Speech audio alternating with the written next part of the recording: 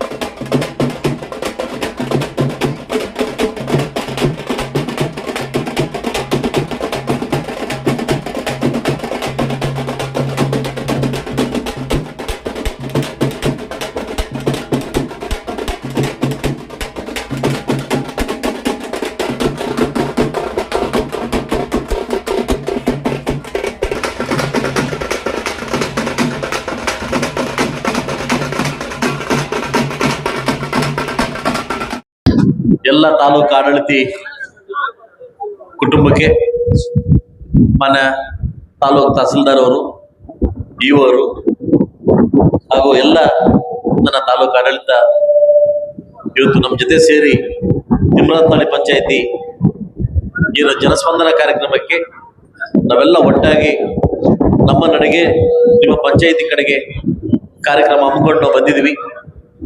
ನನಗೆ ಅದ್ದೂರಿಯಾಗಿ ಸ್ವಾಗತವನ್ನು ಕೋರಿರ್ತಕ್ಕಂಥ ನನ್ನ ಪಕ್ಷದ ಎಲ್ಲ ಮುಖಂಡರಿಗೂ ಹಾಗೂ ನನ್ನೆಲ್ಲ ಪಂಚಾಯಿತಿಯ ಅಧಿಕಾರಿಗಳು ಕೂಡ ನನ್ನ ಕಡೆಯಿಂದ ಥ್ಯಾಂಕ್ಸ್ ಅನ್ನ ಹೇಳ್ತಾರೆ.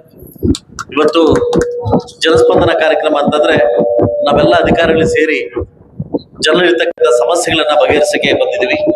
ಈಗ ತರ ಯಾರೋ ಬಂದಿದ್ದ, ಅದು ರಾಜನಹಳ್ಳಿ ಪಂಚಾಯತಿ ಶಂಕರ ಅಂತ, ಅಲ್ಲಿರೋ ಸ್ವಚ್ಛತೆ ಕಾರ್ಯಕ್ರಮ ಸಮಸ್ಯೆ ಇದೆ ಅಂದ್ಬಿಟ್ಟು ಇಲ್ಲಿ ನೋಡಿ ಇಲ್ಲಿ ಬಂದಿದ್ದಾನೆ. ಸೊ ಮತ್ತೆ ಗೊತ್ತಾಯ್ತು ನನಗೆ ಸ್ವಲ್ಪ ಹೆಲ್ತ್ ಅಪ್ಸೆಟ್ ಇದೆ ಅವ್ರಿಗೆ, ಅದ್ರ ಬಗ್ಗೆ ಜಾಸ್ತಿ ಇದು ಮಾಡ್ಕೊಳ್ಳೋದು ಬೇಡ. ಈ ತಾಲೂಕು ಏನು ನಮ್ಮ ಅಧಿಕಾರಿಗಳು ಸೇರಿ ನಾನು ಲಾಸ್ಟ್ ಕೋಗಿಲರಿಗೆ ಬಂದಾಗ ಸಾಕಷ್ಟು ಏನು ವಯಸ್ಸಾಗಿರ್ತಕ್ಕಂಥ ನನ್ನ ತುಂಬಾ ಜನ ಬಂದು ನನಗೆ ಯಾವಾಗ ಕೊಟ್ರು. ಅವತ್ತೇ ನಾನು ಹೇಳಿದೆ, ನೆಕ್ಸ್ಟ್ ವೀಕಲ್ಲಿ ಬರ್ತೀನಿ, ಎಲ್ಲ ತಹಸೀಲ್ದಾರ್ ಅವ್ರನ್ನ ಕರ್ಕೊಂಬರ್ತೀನಿ, ಇವಾಗ ಕರ್ಕೊಂಬರ್ತೀನಿ, ನಿಮ್ಮ ಸಮಸ್ಯೆಗಳನ್ನ ಇಲ್ಲೇ ಬಗೆಹರಿಸ್ತೀನಿ ಅಂತ ಮಾತು ಕೊಟ್ಟಿದ್ದೆ ಲಾಸ್ಟ್ 8 days ಬ್ಯಾಕ್ ಹೋಗ್ಲಿರದಲ್ಲಿ. ಅದ್ ತಕ್ಕಂಗೆ ಎಲ್ಲರೂ ಕರ್ಕೊಂಡು ಇವತ್ತು ನಾನು ಮುಂದೆ ಬಂದಿದ್ದೀನಿ.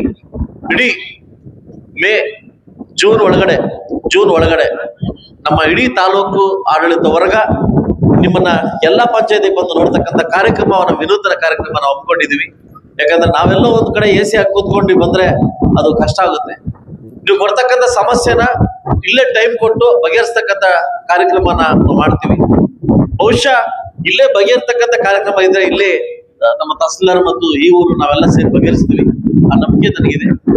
ಇದೆಲ್ಲ ಆದ್ಮೇಲೆ ಪತ್ರಿಕಾ ಮಾಧ್ಯಮದವರಿಗೆ ರಿಪೋರ್ಟ್ ಕೊಡ್ತೀವಿ, ಎಷ್ಟು ಡಿಪಾರ್ಟ್ಮೆಂಟ್ ಇಂದ ಎಷ್ಟು ಸಮಸ್ಯೆಗಳು ಬಂದಿದೆ, ಅದನ್ನ ಯಾವ ಸ್ಪೀಕರ್ಸ್ ಬಂದ ಲಾಸ್ಟ್ಗೆ ನಿಮಗೆ ರಿಪೋರ್ಟ್ ನ ಸಬ್ಮಿಟ್ ಮಾಡ್ತೀವಿ.